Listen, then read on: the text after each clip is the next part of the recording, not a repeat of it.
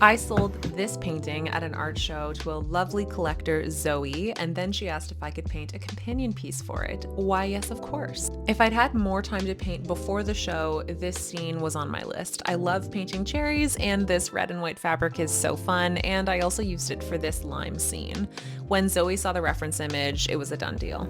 A go-to practice of mine for about 2 years now has been to glue the palette paper on the back of the painting. In my mind, it adds to the lore of the art, and it used to kill me to throw out the palette paper. I just think they're so beautiful and show so much of the journey of the painting process. Even though I've been framing these 6x6 inch paintings, I still like to keep to what's become a more signature look of my work by painting the scene a ½ inch over the edge of the painting and then using frog tape to have a crisp line. Also, I'm such a sucker for an ASMR tape pull moment.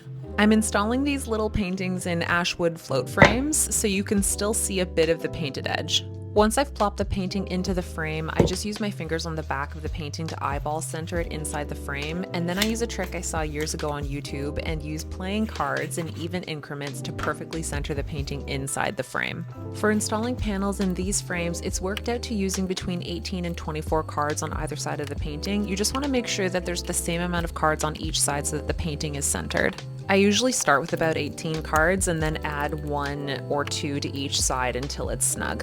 Because the cards are so snug, when you flip it over, the playing cards will stay put, Dairy Queen Blizzard style, and suspend the painting surface from the tabletop, and you can use a drill and some screws to secure the painting into the frame.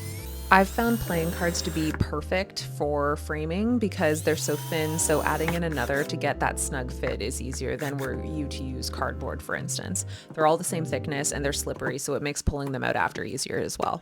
And that start to finish is my painting and finishing touches process for one of these little 6x6 inch pieces. There's still a few available on my website and I do commissions. Thanks so much for watching, and please follow and leave a comment if you found this helpful or have any insight to add.